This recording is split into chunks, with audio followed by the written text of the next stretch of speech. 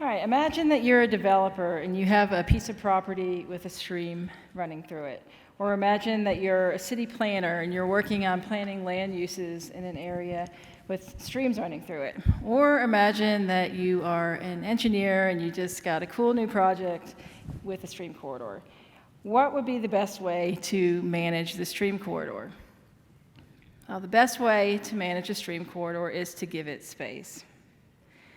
And that's the purpose of what we're discussing today, a stream management corridor. It's the area needed to protect and preserve the stream while also identifying the space that it needs to function. But how much space does a stream need? For example, if you own this piece of property along Cherry Creek, how would you know that you needed to set aside this blue area for the stream corridor? Historically, we would do this with regulatory floodplain boundaries, but we've realized over time that regulatory floodplain boundaries are not the best tool for identifying the space a stream needs, as Kristen alluded to earlier in her presentation. And there's a few reasons for this. First is that in urban areas, some of the regulatory floodplains have been encroached by topography and man-made changes, and they're no longer representative of the space that the stream needs. Or conversely, in undeveloped areas like the eastern part of the district, a lot of these streams don't even have regulatory floodplains yet, or peak flows, or really any kind of good data to identify a stream corridor. Also, regulatory floodplains are based on hydrology and topography that can and probably will change over time. For example, the versions of the models that were used change, or there's new rainfall data, or climate change that, like Drew talked about earlier. All of those things change the floodplain. And so it's really just a snapshot in time of when the calculations were performed.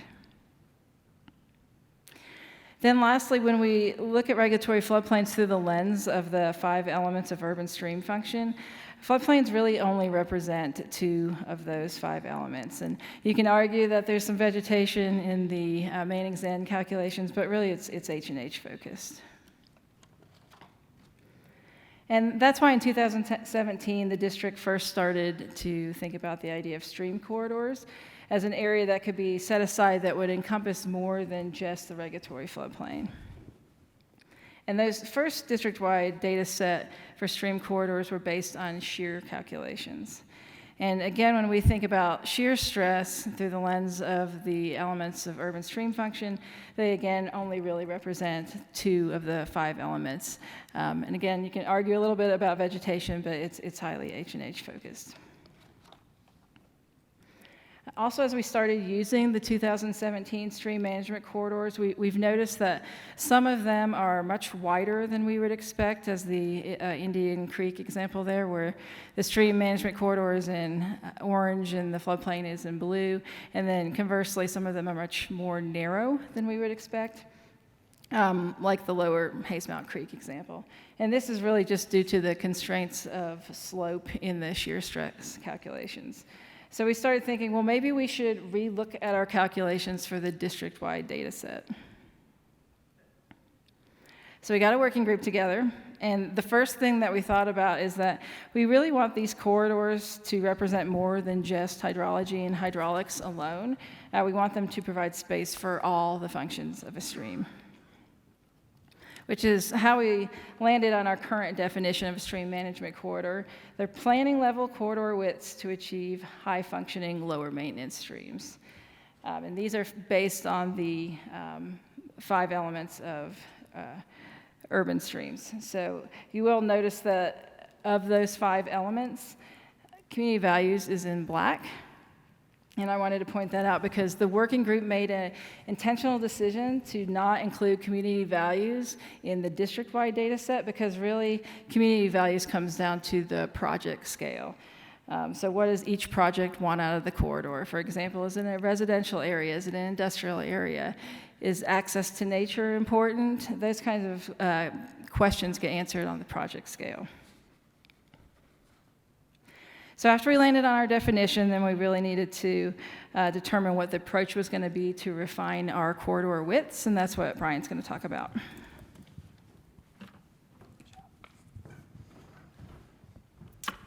Thank you, Jen. I am up here really representing the larger working group, and Jen will explain who is all involved in that group. We started meeting a couple of years ago, so it's been a lengthy and a really good process to go through. I'm going to talk a little bit about the science and not go too deep, so it's the afternoon. I'll keep it as light as I can. The working group looked at 3 different approaches when we were re-examining the stream management corridors. So we said, well, should we relook at shear stress, maybe bring in its bigger, maybe little brother, stream power?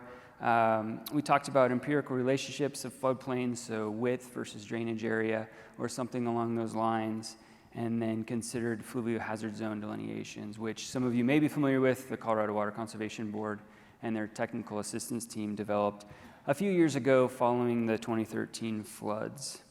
Like any good kind of prioritization or examination, we drew up a pros and cons box. The point is not to read what's on here necessarily, but to really focus on some of the pros that we identified in the floodplains-based regression analysis. And we felt like using a GIS-based mapping database, relying on some publicly available data as well as district-specific data, we could better characterize the different aspects of the many different streams across the district's boundary. And we felt like we could incorporate hydrology, hydraulics, geomorphology, and vegetation to the extent possible. So that's the route we went, and I think we convinced ourselves. We learned a lot along the way about that. And one of the main things that we really decided with this approach is that, as Jen just talked about, that we would be able to capture the kind of the larger geomorphic floodplain or a topographically derived floodplain. And really that allowed us to let the rivers and streams tell us how much room they needed, given kind of changing flow, sediment, veg, climate, those types of things. And to do that, though, we had to rely on some topographic features and different methods that took us a while, the working group, to sort out. We started with these 4 steps, and I'll hit on briefly each of these. Some of the input data, which actually turned out to be fairly simple. Some GIS analyses using some tools developed by some smart folks at Utah State. And then from there, the regression equations were developed, and we did some calibration and validation. So let's get into it. The DEMs, or the topographic data that we used, really came from 10-meter publicly available data.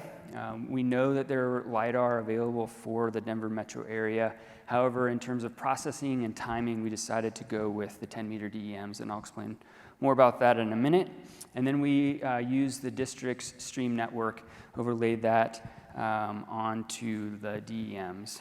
And from there, we were able to create these topographically derived valley bottoms, or floodplains, if you will. And if you think back to the image that I just showed of the geomorphic floodplains, they're broader. They go kind of geologically out to the valley margins, and so they tend to capture more of the room that a river would need, as Jen was just talking about.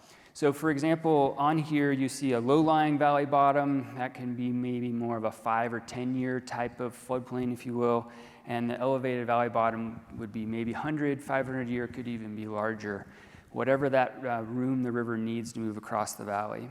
A couple of examples to show maybe a little more confined system. You can see the active floodplain is lower, and then the max floodplain. There's not a big difference there. And then in the lower version, you can see that the active floodplain goes across a lot of different topographic features, and the max floodplain tends to be quite a bit larger and maybe not quite as high. And so this helps us, again, characterize the different stream features that we find in the district from our confined to unconfined streams. The other trick to this using the GIS analysis was we dissected every single one of those valley bottoms, both active and the maximum floodplain, into polygons, and then sampled the widths. And this is kind of projecting that we did end up going with widths versus drainage area for these stream management corridors. And I don't know exactly how many points we were able to sample, but it's a lot.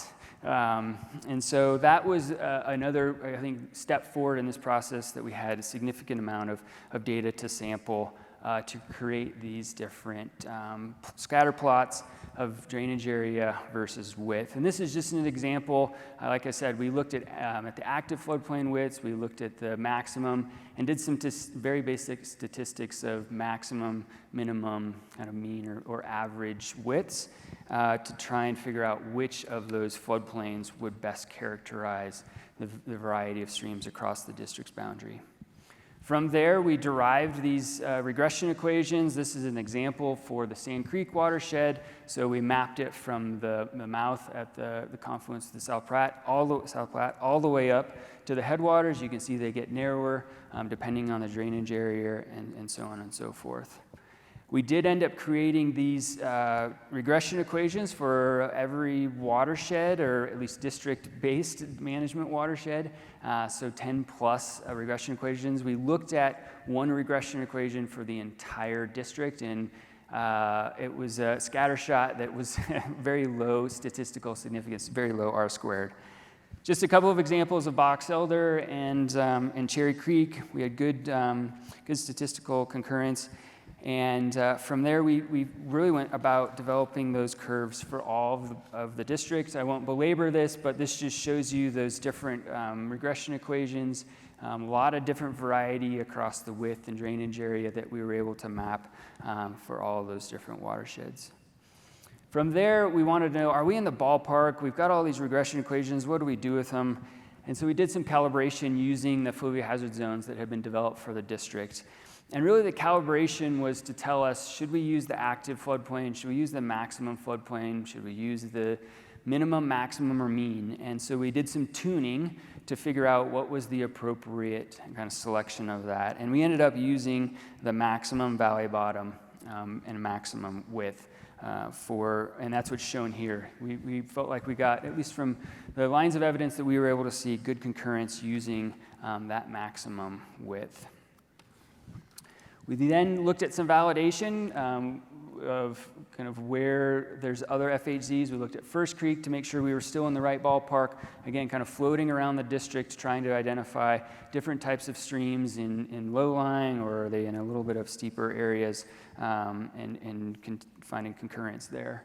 And then some validation in Plum Creek. So from there, we have worked with Jen and the Katie Evers and her GIS staff to really put all of this data into the district's mapping platform.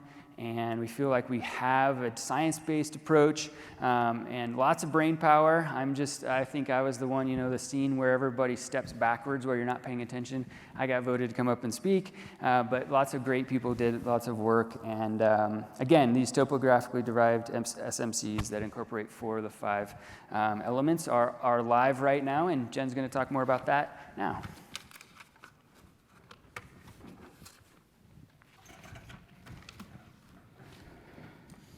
Okay, so we talked about what stream management corridors are. Brian talked about the approach and that they're based on sound scientific data. What does this all mean for you? So I'm going to conclude with some things that stream management corridors are and some things that they are not. They are a planning level tool for you. These are meant to be used by developers, engineers, planners, local government, district staff, anybody working on a stream project in the district. And want to emphasize that these are planning levels, and they are intended as additional data to help you make informed decisions. They are not a regulatory boundary. We definitely did not create these to create like an in versus out mentality or permitting or anything like that. They're meant to help everybody. They are a starting point for planning and design. These are approximate at first, and for those of you in the floodplain world, I kind of think of them sort of like a Zone A floodplain. They're approximate, they're a great starting point, they're intended to be refined as your project progresses, and maybe most importantly, they're a conversation starter to get everyone thinking about the space that the stream needs. They are not an unchangeable, rigid boundary. They're meant to be flexible. They're meant, again, to be a starting point, and they're not supposed to box anybody into a corner because really they're here to help you understand the space that is needed. Because, like we said at the beginning of the presentation, the best way to manage a stream corridor is to give it space. So real quick, shout out to the whole working group, in addition to Brian. Lots of great folks helped out with this process. And also a special thank you to the City of Aurora staff who have been using the corridors and have provided feedback the last couple years that's been really helpful in the process. Corridors are live on Confluence now, like Brian said, and coming soon we'll have a technical memo and some additional guidance for using and updating the stream management corridors. And if you're really into the technical pieces of this, look out for Brian and I at CASFM and maybe a couple other conferences this year. Thank you.